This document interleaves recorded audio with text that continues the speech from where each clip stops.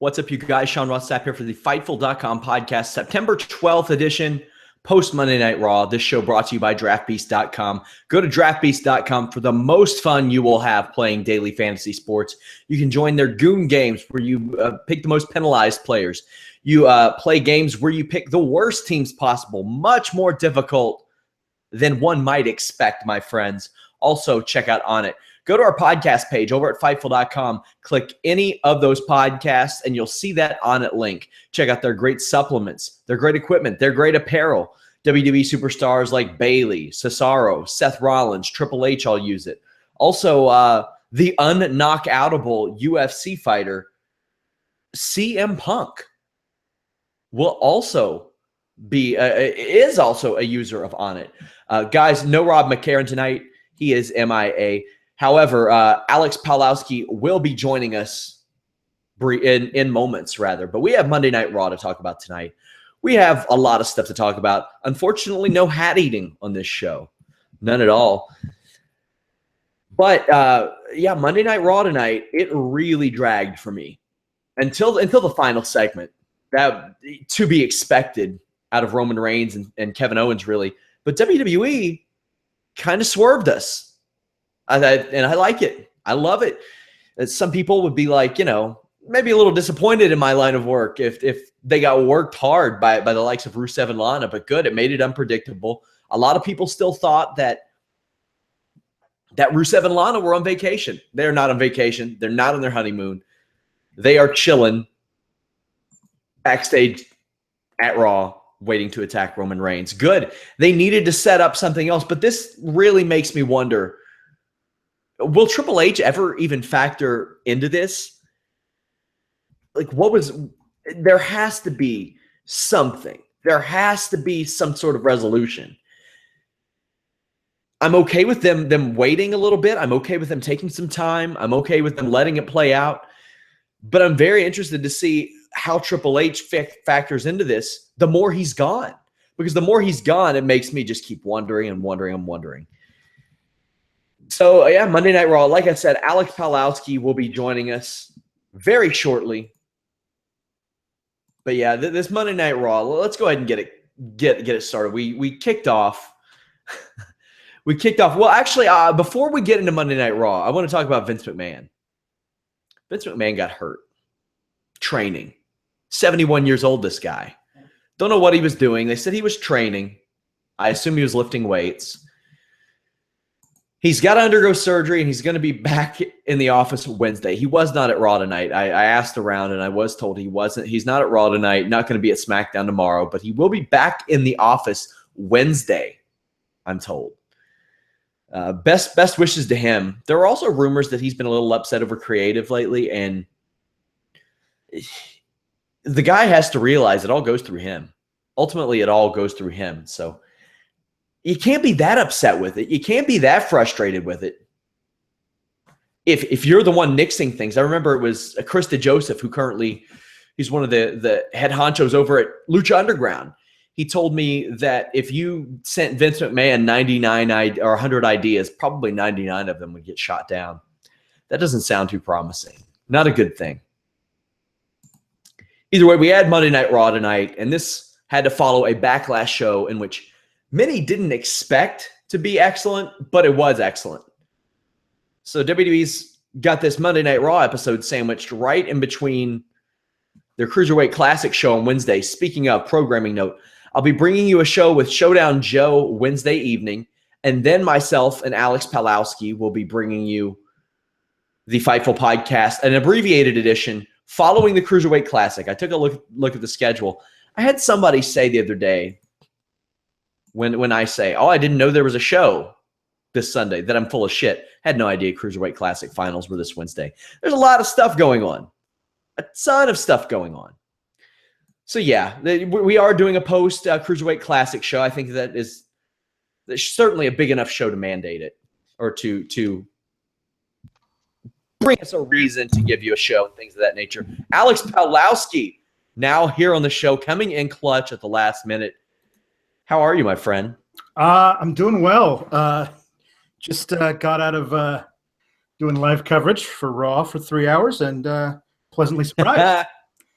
pleasantly And as surprised. I just told them, we're doing Cruiserweight Classic coverage after the show Wednesday. You're covering that show live, I do believe, correct? I am. I can't wait. It should be great. It's the first time that they're doing stuff that we don't know what the outcome is ahead of time. So that should be really cool. They've also been posting some exclusive stuff up on YouTube. Yeah, which is really great. The matches they posted were both excellent.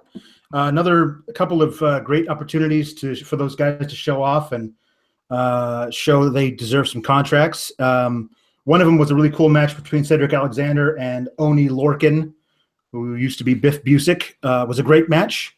Those two work really well together, and if Cedric's going to spend some time in NXT, I would love to see a program between those two. Somebody asked me, they say, you're looking at the wrong camera. Why are we watching on the side camera? Because that's the one I have set up right now. Just doing something a little different, guys. Just moved my camera a little bit. Just shaking it Just up. a little. Just shaking it up a little bit. I got to keep you guys on your toes. I know you want to look into these beautiful eyes as much as possible, but sometimes I don't want to make eye contact. Maybe that's not the kind of mood I'm in. Maybe I want to keep things fresh. Maybe I want you all to see my profile this way. It's like your mugshot. Damn. Turn to the left, turn to the right. Exactly. Right. Yeah. By the way, guys, I have republished or will be republishing Finding Muhammad Hassan. It was an article that I did on Wrestling Inc., and I retained the rights to it. Everything that I wrote there, I retained the rights to. And we did post the full interview that I did from January on YouTube today. Go to Fightful's YouTube and check that out. Subscribe to us, leave us a thumbs up, all that good stuff. It really helps. As always, share the pages, Facebook groups, Twitter, Reddit, all that stuff really, really helps. The more you share, the more traffic we get. The more traffic we get, the more great writers we can bring in, the more great podcasters we can bring in. Some of you saw the Matt Riddle podcast that we started last Thursday. That's going to continue. All kinds of cool stuff coming from Fightful.com. So definitely support the site. It means a lot. But the Muhammad Hassan thing, I thought that I would republish it. And what I did was I added some of my own comments towards the end of it, a little behind the scenes of making that long form feature. And then I'm doing a follow-up, which should release next week. I'm thinking next week. It looks like it'll be a slow week. So Eric says, got it. Fair enough about the camera. Thumbs up to Eric. Great dude. One of our great followers. But yeah, the Muhammad Hassan thing, I'm the only guy he's spoken to for a wrestling interview in years. So I called him up before Fightful launch, and I said, hey, do you mind speaking to me again? It would be very important, very helpful towards our launch. And he said, without hesitation, absolutely. So big thanks to him. That will drop very soon, so check it out. Monday Night Raw, Alex. What did you think of it as a whole? You seem a lot more optimistic than I. I liked a lot of it, and also didn't like some of it a lot. You're on that post Rusev high, is what I am, because I can see the future. I can see through time. I thought from the very beginning that it was going to be Rusev who came in and ran in, because they keep putting him on all the promotional stuff for Clash of Champions. The U.S. title has to be defended, and he's got nobody to work with. They're not going to build up some other challenger in 2 weeks. So then there was always unfinished business left between him and Roman. So I was hoping that there was going to be that. And it was really good for a change to show Rusev strong. Sure. Which they have not been doing, and I'm a big fan of his. So looking forward. They swerved the shit out of me, because they had been saying we're on vacation for 2 weeks, blah blah blah blah blah. Good. I like it. I like being swerved. I'm a fan of that. It was unpredictable. I really liked it. I loved that match. I loved the final segment. I thought that was excellent. Michael Cole, Booty Saxton, and Corey Graves opening the show. Man, Byron Saxton is terrible. Meanwhile, Michael Cole has kind of stepped up his game since Corey Graves came along. And I think he knew that Corey Graves was going to do this, because Michael Cole, he groomed Corey Graves for this spot. Byron Saxton he's that guy that just makes the most obvious observations, and you're like, dude, shut up. I love how much vocal disdain Corey Graves has for Byron Saxton Yes. in these segments. He just shuts him down so hard, and it never feels like a shoot entirely, but there are those vibes occasionally. Saxton is such a dork. It really is. Well, yeah, maybe he's not a dork, but the guy that they have behind that mic saying those things is such a dork. And I don't know if that's his announcing style. I don't know if they're saying, hey, be completely void of any character. But yeah, it's pretty bad. Mick Foley's out. He hypes up Clash of Champions and congratulates SmackDown on crowning their first ever women's champion. He says that they still have the best women's action in WWE and brings out Charlotte and Dana Brooke. We get Charlotte running Dana down, and I love how much Charlotte just hates Dana Brooke thing. It is such there was that movie Mean Girls, and the Rachel McAdams character that hated her best friend. That's who Charlotte is. She hates her best friend. She really hates her, and it's so great, Alex. Yeah, I really like it too. I don't like it in a lot of ways too, because I just feel really bad for Dana Brooke. She's like in this horribly abusive relationship, and she just can't seem to extricate herself from it. So I feel really bad for her. Like, we need to send her to a battered protege center or something. It's not good. But Charlotte seems to be having so much fun with just being just awful, and I think that's really good for the women's division and for her as a character. We had Sasha and Bayley come out. Foley announced Sasha Banks versus Charlotte for Clash of Champions. Bayley wants in on the action because she beat Charlotte last week.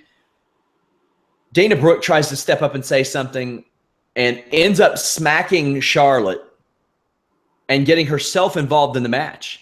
This match was fine. Not the greatest match you'll ever see, but it was a solid match. Ended a bit controversially. Sasha Banks pinned Bayley, but her shoulders were absolutely on the mat. Alex, do you think this is going to play a role moving forward? Well, I would hope so. I mean, if it wasn't intended to look like a double pin, then it was not done right. And if it was intended to look like a double pin, Bayley didn't really have any part of her covering Sasha, so that was also a lot of people said that. But when Shawn Michaels did that super kick and then he falls on people and pins them thing, like, I feel like he did that with Triple H. Yeah, nobody was ever covering him either. That's true. I mean, I hope it turns out to be a double pin, that they come back to it. But I thought they were going to before the end of the night, if that was going to be the plan. So I'm all for a Bayley, Sasha, Charlotte triple threat match. Like, that would be my jam. But I'll also take Sasha, Charlotte again, provided that Charlotte stops trying to kill Sasha. There were once rumors that the plan for WrestleMania was Dana Brooke versus Charlotte. I could see it. I could absolutely see it, especially if this abuse continues for 5 months. Right. Because this would be very much, Dana is nothing special. She's really not. But you know who also wasn't anything special? A guy by the name of Virgil. Yeah. And he got over really well just because Ted DiBiase treated him like shit. Now, granted, Charlotte ain't Ted DiBiase. She sure as hell isn't Ted DiBiase. But they created a great moment. And really, that was after Virgil turned and then won the $1 million title, that was it for him. He was a cooked goose after that. But if you can get that moment out of Dana Brooke, then sure, whatever. She'll be probably more serviceable than one Virgil was. Right. Backstage, Shining Stars are selling somebody a timeshare to Puerto Rico. They do a big reveal, and it's R-Truth. Crickets. Wow. Crickets. Oh, man. Yeah. We got a little Enzo and Cass interaction after that. That was... You said extricate. I hear your phone ringing over there. I know. To the tune of Mario Brothers? That's right. That's my Twitter notification. I'm blowing up. I'm blowing up. Oh, people like you. People do like you on this show, Alex. I try to not have absent-minded jabronis on here, which, sometimes I do have Vince Russo on here, so I can't say that. But I have some luminaries like Vince Russo and Matt Riddle and Showdown Joe. But I mean, you do cover a lot of shows for us, so I think that lends some unique insight because, well, like I said, you do some of our most popular work on the website. Well, I like doing it, and I'm glad everybody enjoys it. I watch all this stuff, so at least I'm informed in that way. Indeed. Tom Phillips backstage with Kevin Owens, who takes shots at Roman Reigns and Mick Foley. This was just him putting himself over. Chris Jericho appears, though, like eerily, like he's just there supporting his best friend. And he said that he's found a guest, Sami Zayn, who is Kevin Owens' former best friend. I love that Chris Jericho is so obsessed with Kevin Owens that he's going after his old best friend now. That's awesome. Yeah, that is a pretty awesome. It's a good piece of continuity because I always like when whatever feud you're in means something rather than, hey, you bumped into me in the hallway, or you cut in line in catering and now I don't like you. Like this really feels like it means something. It's Chris Jericho doing a little fatal attraction here with Sami Zayn. So there's some legs, I think, with this. I do too. I don't think there are legs with this Bo Dallas beating jobbers thing. First off, they have to actively work to find jobbers smaller than him. Yeah. And he tells a little poem and he beats them. Okay, cool.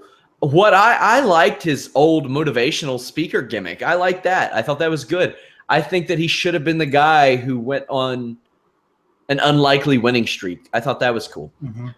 They did. Sammy, do you remember the thing that they did right after? I can't remember what it was last year, and he came out to like answer Brock Lesnar, griping, Paul Heyman griping about something that Brock Lesnar did, and then he took like 17 suplexes and an F5, and then for like a week after that, he had a new hard edge about him, and then they gave up on that.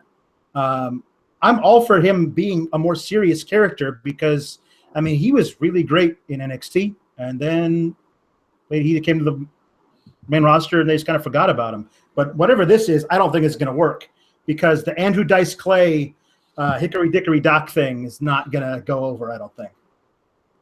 It went over in the 80s. Yeah. Kind of.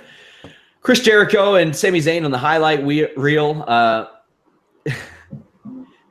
Jericho praises his best buddy, Kevin Owens, saying that Tom Cruise will likely portray him in a movie about his life. That was a great line. Chris Jericho says that Foley pulled Owens from his show tonight. So instead, he went and got Owens' old best friend, Sami Zayn, and introduces Sami Zayn as the lowest of the low. They bicker back and forth.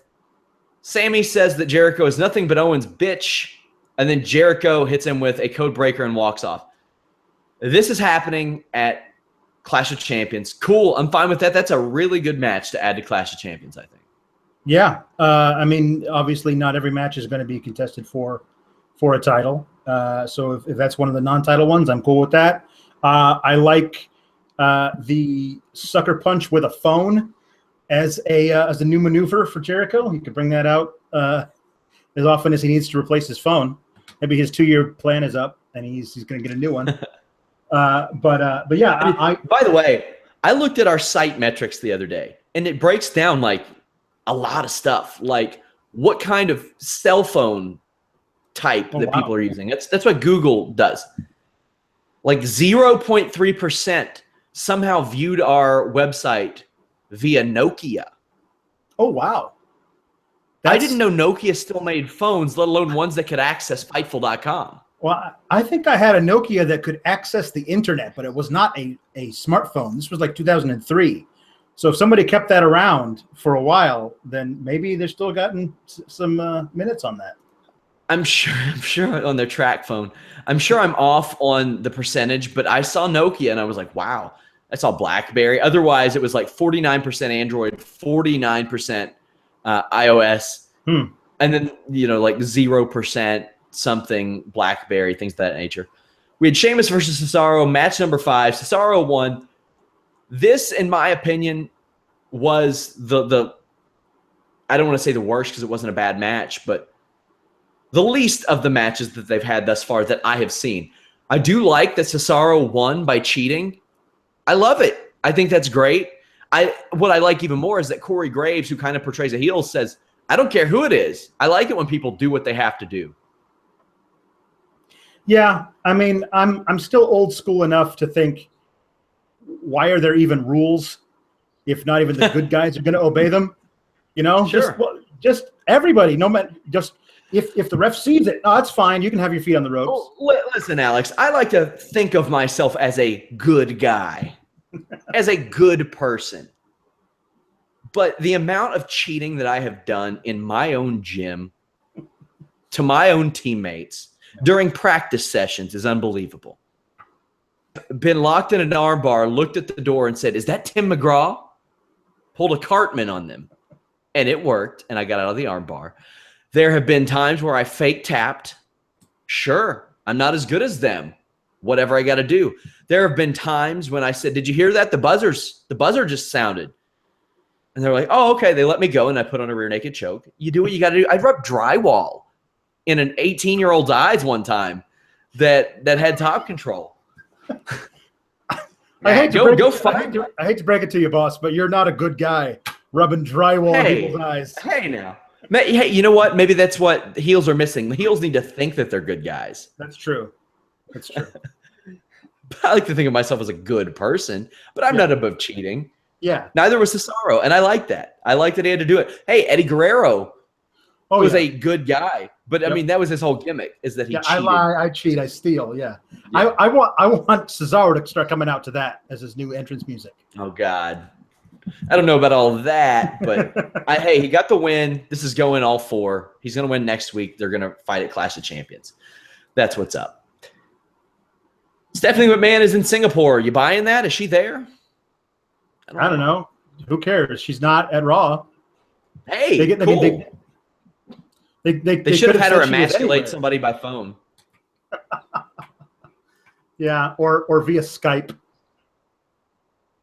Yes, that would have been cool. Alicia Fox versus Nia Jax. Boy, Nia Jax beat the living shit out of Alicia Fox. Do you think they're writing off Alicia Fox right now? I don't know. I hadn't even considered that. I love Nia Jax. That they said, okay, you do what you can to this woman who 6 years ago was Divas champ, you know, and she tore her apart. I mean, that spear through the barricade, the thing she does where she stands with her back toward the barricade and just slings her back and forth by her hair. That was great. That was, oh, holy God, that was amazing. Is that the first time we've seen women break the barricade? It might be. Who else is doing that? They're breaking barriers here in the WWE, Alex. That's right. Yeah, that's right. The Divas Revolution. I liked it. I liked the segment. I thought it was cool. I love Alicia Fox. She plays the crazy. And you have people say, oh, I don't want her to play the stereotypical crazy. No, shut the hell up, because she plays it better than anybody. If she would have gotten a lot of the pushes that the other crazy characters did, then she would have done well. And it's not the same as Mickie James, in my opinion. Mickie James was the obsessed fan, and AJ Lee was just love-struck by everybody. This is a little different, but I love Alicia Fox. Yeah, I love her too. I'm hoping that maybe she's off for a little while and comes back and has a serious program with Nia, where she doesn't take her too lightly or whatever.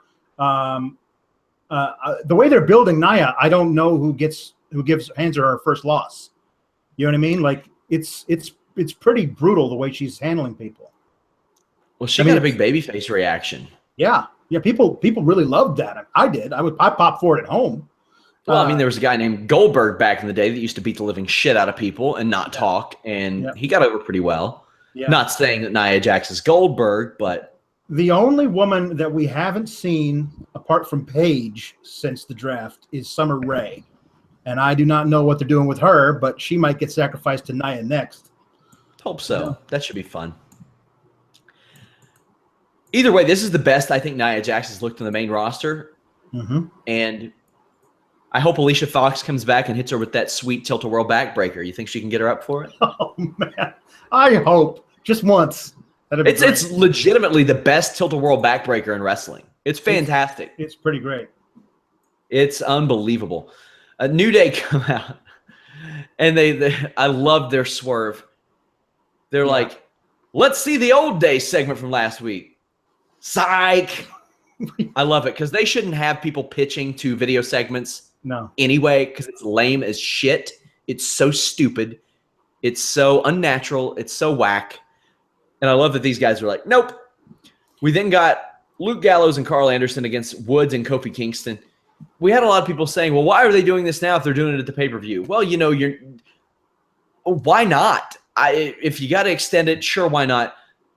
Now, Xavier Woods, the New Day know, hey, maybe let's keep him out of the match at the pay-per-view. If he got pinned here tonight, they can even say that.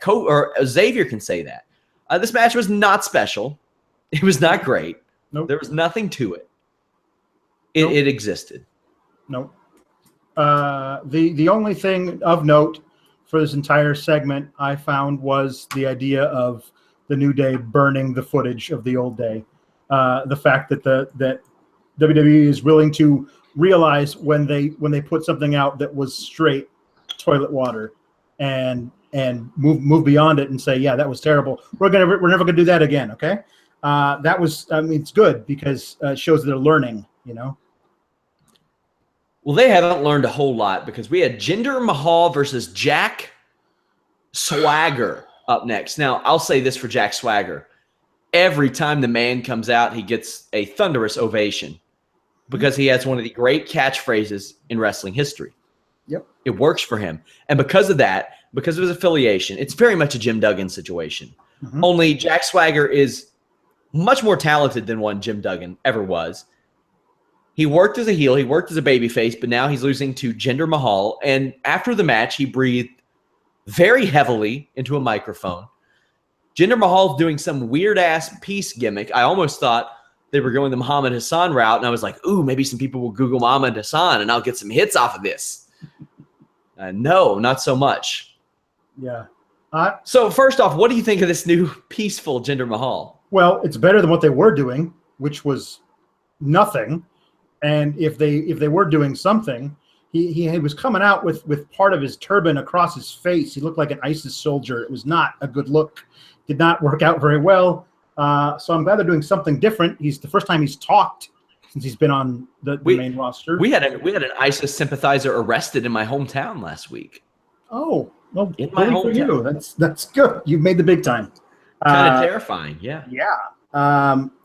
But I'll go for this whole peace thing. It makes me wonder why you're then a professional fighter if you've already found your inner peace. But this gimmick worked really well for CJ Parker, so why not? Yeah, worked really well, like gangbusters for old CJ. But I don't like the thing that if you're a foreigner, you're automatically just an a-hole, and I don't like that. That's a thing that still exists in 2016. 40 years after Iron Sheik and Nikolai Volkov and all those things that what we traditionally thought of as, okay, well, you're just a bad guy because you're from somewhere else. And I'm hoping that eventually we get away from that, but not yet. I was shocked to see Jinder Mahal win with a regal cutter.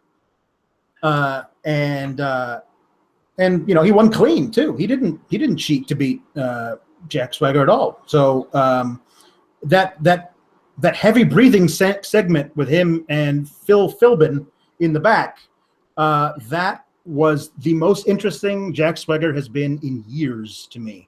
I don't know where they're going with it, but at least it's not the dude who opens Superstars. It might be. In a couple weeks, it might be still, because that's what they do. Epico beat Enzo Amore. Enzo loses all the time. Enzo sucks at wrestling. That is his gimmick. He's a loudmouth that really sucks at wrestling. He's not good at it. They don't try to mask it. Nope. They don't try to pretend that he's good in a kayfabe or realistic sense. He is a really shitty wrestler with a big badass friend who happened to talk his way into a job. And I'm okay with it. because it leads me to believe that they'll do the apathetic route where he's like, well, I don't know if I'm cut out for this. I don't know if I'm right. Maybe I'm holding you back. Maybe I'm holding you down. And then they go on like a badass tag run. That's what I'm expecting out of this, Alex. Yeah. I mean, I don't know what they're doing with it other than obviously putting them in a program with shining stars. Yeah, that's stupid. Everyone was begging for that. Yeah, I don't know. I honestly feel like Primo and Epico are really talented dudes who need a better gimmick to get over in any way. But they would have really benefited from Carlito showing up because at least they could have been his cronies. Yeah. Yeah, that would have been something. It would have been anything better than timeshare representatives, because that's what we all thought they were. We all thought they were joking that, and then tonight they actually had brochures made up. So they've fully. Let's see who hasn't been on TV lately. Goldust hasn't been on TV a lot. Mark Henry, Big Show. I mean, I don't know. I wouldn't mind a Mark Henry and Big Show tag team at this point. Just have them kill people. Something. Do the APA thing. They just come out, they kill people, they leave. They would be great as the APA thing. They would. They would. I want a freestanding door frame in the back somewhere where they're playing cards and smoking cigars too. Not only that, it would be great if they didn't go through the door. They would just physically move the door each time. They just throw the door to the side as they do it. I think Mark Henry and Big Show are good enough to take up 2 minutes of our TV time if Darren Young and Titus O'Neil get on this show. If Jinder Mahal beating Jack Swagger gets on this show, then I think that those two guys are more than capable. Yeah. They had some really good matches together, I want to say like 4 or 5 years ago, around the time they did the ring collapse thing. Yeah. I really liked that. I remember Big Show's DVD came out the year before that, and he was doing some of his best work like in the year after. So we are almost already through Raw. Like 35 minutes into this show. Yep. Roman Reigns versus Kevin Owens. Now, before this, Kevin Owens cut a really awesome promo on Seth Rollins. Ooh, this was good. So good. He talked about how everybody has always done the work for Seth Rollins, whether it was Roman Reigns and the Shield, whether it was Kane, whether it was J&J Security, Stephanie McMahon, Triple H. And he says that now Rollins is upset that Triple H has seen the light. This was really, really good. Kevin Owens is awesome at his job.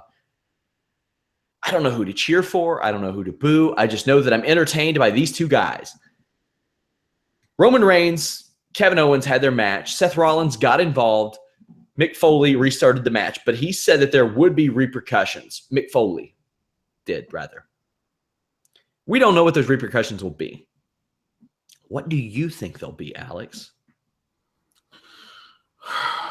Gosh, I mean, they're not going to take him out of the title match. Not now. No, not now. Not with Roman out of it and in a program now with Rusev. They can't add. I mean, who are they going to add to it as another third guy? Sami Zayn's with Chris Jericho. Who else is there? So I don't know. I mean, yes, that's what it is. He has to binge watch Holy Foley. That's the repercussion for Rollins. Have you watched any of that yet? I've watched parts of the first one, and it just feels like Chris Lee knows best, which comes on after Raw. Oof. Except for Chris Lee's got a big beard. That's basically it's another terrible family reality show. Like I hear it gets better after the pilot, and maybe I'll take a chance on it later sometime when I have free time, which is never. But I'm not watching it. That clown in it. Yeah. Sorry. No. Nothing with Frank the Clown. That's for sure. You don't say his name. People will look him up. Either way, the match is restarted, but Rusev got involved, and Kevin Owens and Roman Reigns went back and forth. Fantastic stuff. Really awesome stuff. I want to slap the face of every person that hits you with the Roman Reigns can't wrestle thing. Get over it, guys. The guy can wrestle. This guy got a 4-star match out of Big Show. And I had people say, well, that was a gimmick match. I don't give a damn if it was a gimmick match. I don't care if they literally fought in hell and lit each other on fire. It was a 4-star match out of 2015 Big Show when everybody knew he was going to lose and nobody cared about him. Yep. You can't force somebody to consistently have good 4-star matches. You can't have 4-star matches with a broomstick. Roman Reigns gets it done. Rusev cost him the match, so they are paying off this gimmick, or this angle, rather. Mm-hmm. A lot of us were convinced they weren't going to do it, but apparently it had more to do with Rusev taking some time off than it did them not wanting to pay this angle off, Alex. Yeah, I think they were able to, write him off if they didn't want to fully acknowledge the fact that he got married for a second time in 3 weeks in Bulgaria, and then on a honeymoon. They could say, well, he was nursing those injured ribs from before. So, and those injured ribs were caused by Roman Reigns. So now that he's back, he's obviously upset. And I mean, we never got a match between the two of them at the pay-per-view. It was never started. So I feel like we're kind of owed that as this finish to this feud. I don't know what they're going to do with it. I don't know if they're going to wind up putting the title on Reigns or what, but I'm glad it was that because I want to see Rollins and Owens together one-on-one. I want to see that match, and we get it, and I'm happy for that. Sure. Yeah, the Clash of Champions card shaping up right now. By the way, guys, if this is your first time listening to the Fightful podcast, watch it over on Fightful.com. We have podcasts every weekday. Mondays, we do post-Raw. Tuesday, post-SmackDown. Wednesdays, with Showdown Joe talking MMA. This Wednesday, we're doing a post-Cruiserweight Classic show. Thursdays afternoons with Matt Riddle, former UFC star who's moved over to pro wrestling, wrestles for the likes of Evolve, PWG, wrestled for AIW this past Friday. Speaking of Fridays, Friday afternoons, we have the one, the only Vince Russo. And then on weekends, we do UFC post shows and WWE post pay-per-view shows. We also have exclusive interviews. We over recent weeks we have spoken to CM Punk, Daniel Cormier, UFC light heavyweight champion, Chael Sonnen, Muhammad Hassan. We've talked to guys like EC3, lots of people, lots of exclusives over at Fightful.com. We have Russo with his feature about 5 things WWE has going for them. We have Matt Riddle talking his WWE negotiations, why they passed on him. We had our great correspondent, Carlos Toro, translate the Alberto Del Rio press conference. I'm reposting a few of my long-form articles that some of you have liked as well. We have tons of exclusives over there. Lots of stuff from Bellator. Chet Congo, former UFC fighter. Joe Warren, former 2-division Bellator champion. So go check that out. And also, as always, go check out draftbeast.com. And go to our podcast page and click those on it links. That helps us so much. So much. Send in your questions, by the way, guys. Over on Fightful.com, on the podcast page is where you get those in. If you register for free, you can access our forums. You get early access to several podcasts, all kinds of stuff. It'll never cost you a dime. And we're about to do some giveaways. Books, card games, DVDs, things of that nature. Signed books at that. So go over to Fightful.com, register for free to be eligible for that because those are kicking off very soon. So this Clash of Champions card, Alex. Right now we have Sami Zayn versus Chris Jericho, Charlotte versus Sasha Banks, New Day versus The Club, Gallows and Anderson, Owens versus Rollins, and it looks like Rusev versus Reigns. What else can you see being added to this show? Well, how many matches is that? 5. Keep in mind, Backlash went in with 5.5 announced and blew us all out of the water. Yeah, that's what I'm thinking. I'm hoping not much more than that. You know what I mean? Like, there are some people I'd like to see get on the card in some way, but I don't want this to be a 9-match pay-per-view with 2 on the pre-show. I'd like this to stay relatively contained. I don't need to see a big blow-off match between Titus and Darren Young. Nobody wants to see that. You can just let that go away. So trying to shoehorn that in is just not something that anybody wants to see. But so far, so good. We're probably getting Enzo and Cass versus the Shining Stars. Yeah. We'll probably do that. Oh, and yeah, Cesaro versus Sheamus. So that's 7 right there. That's 7. Yep. 7's good. Seven's decent. And they don't seem that concerned with going the full 3 hours or just restricting it to 3 hours. Right. They are leaving themselves wide open these days. Yeah. Yeah. So there's a lot of opportunities for them to either shorten or lengthen these things according to whatever they need. The matches can be 20 minutes, they can be 8 minutes, whatever, as long as they're telling the story right, I'll be fine with that. Somebody says, who's made the biggest impact so far in 2016, Kevin Owens or AJ Styles? I have to say AJ Styles, just because he's been a main event talent for a little bit longer than Kevin Owens. Yeah. Yeah, I mean, his rise was meteoric. It was so fast for him to go from just this guy who showed up at the Royal Rumble that they were thinking was probably going to be a mid-card dude to fighting for the WWE championship in a couple of months. And then to become it in 8 months, it's crazy. But you can't say anything bad about Owens. He's been great constantly with whatever they've given him. They gave him a goofy friendship with Chris Jericho in a curtain jerker match at SummerSlam against Enzo and Cass, and he was great in that too. So he can do whatever they want him to. He's fantastic. Somebody says, if you were booking Raw or SmackDown, how many squash matches would you book? Personally, me, 1 max. But if you're doing, I think they should have done like the Braun Strowman Nia Jax thing, where they would kind of encounter each other on the ramp and one-up each other in their destruction of jobbers. I think that would have been cool. Yeah.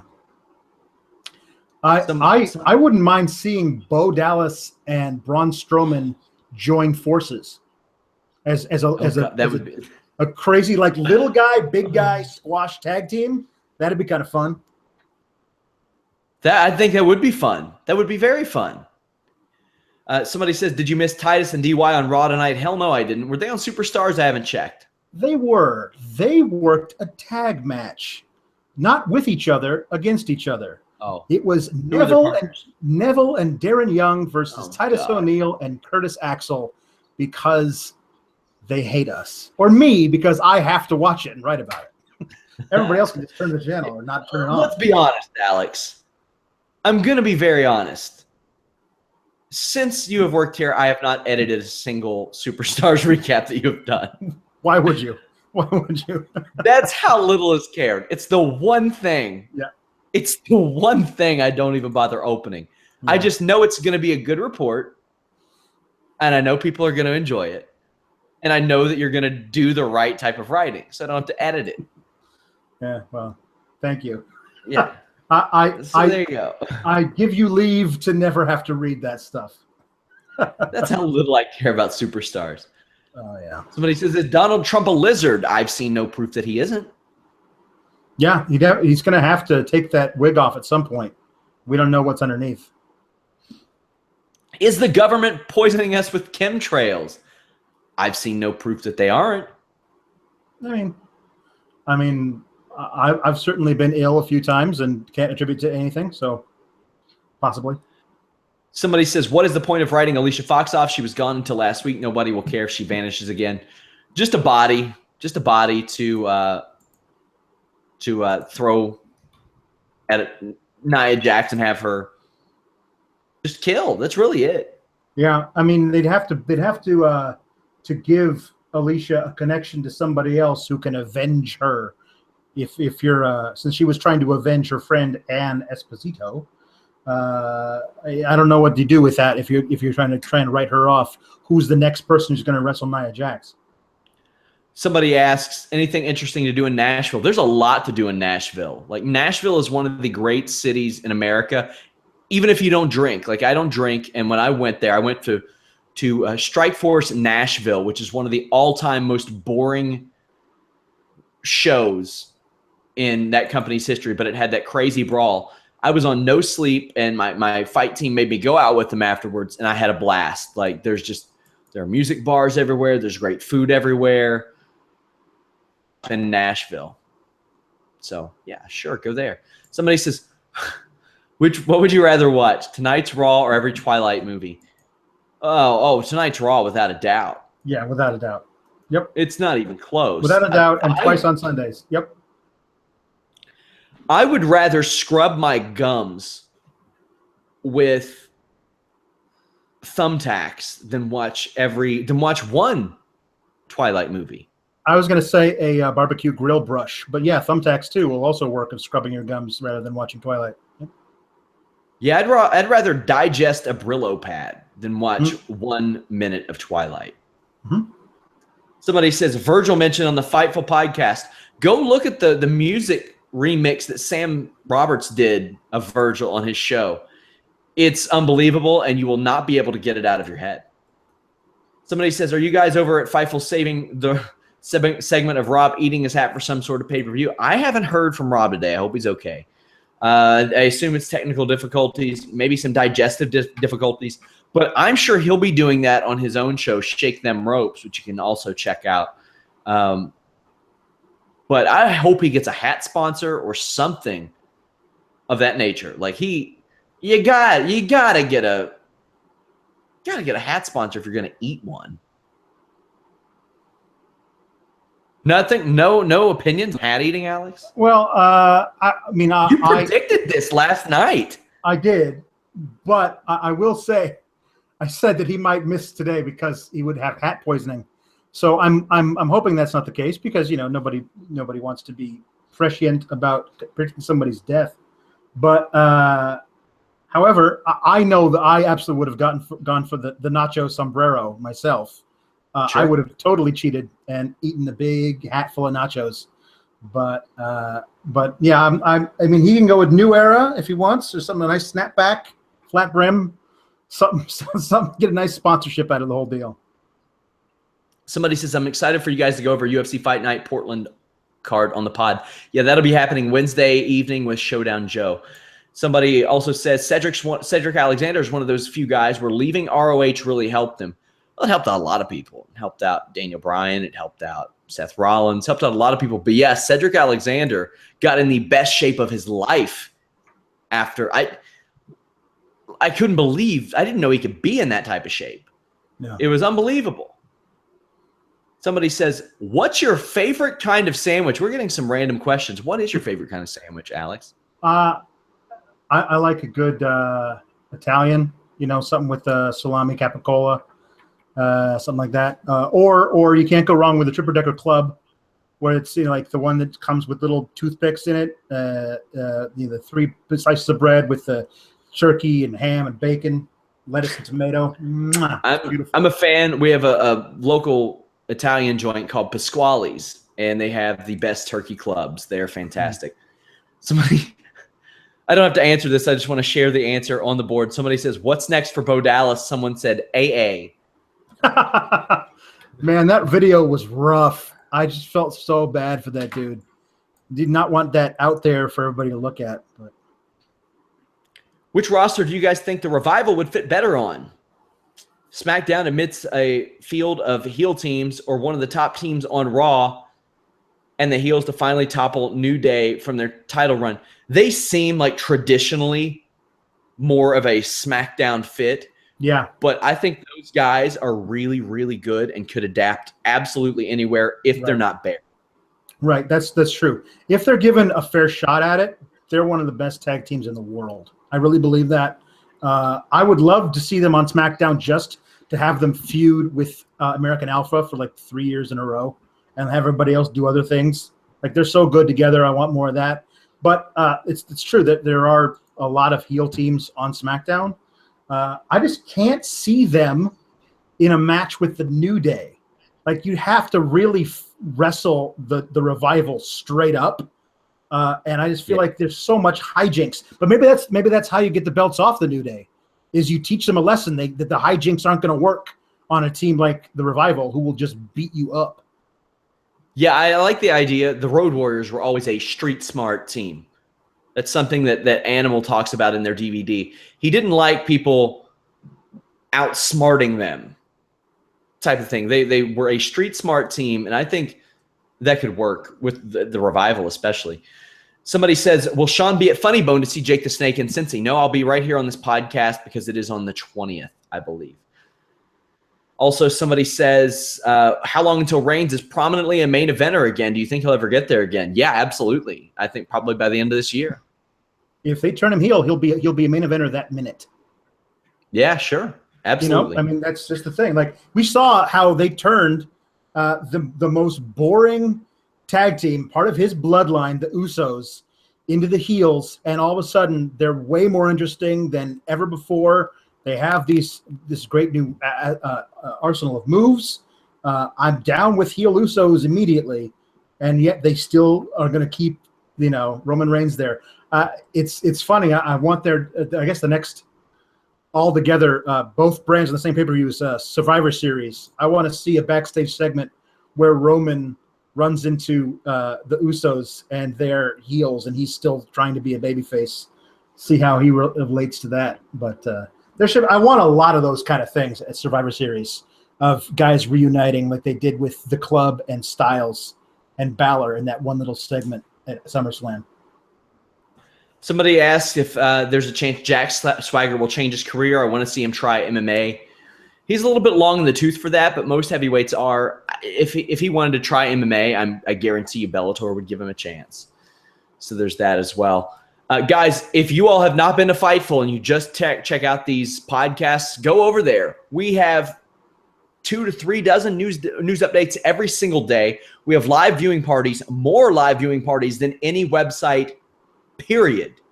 Like no other wrestling, MMA, boxing news websites have more viewing parties than us. Raw, SmackDown, Cruiserweight Classic, NXT, Lucha Underground.